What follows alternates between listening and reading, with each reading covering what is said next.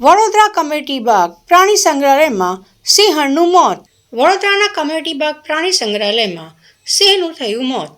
સમૃદ્ધિ નામની સિંહણનું સારવાર દરમિયાન મોત નીપજ્યું. સર્પદંશ બાદ સિંહણનું સારવાર દરમિયાન મોત નીપજ્યું.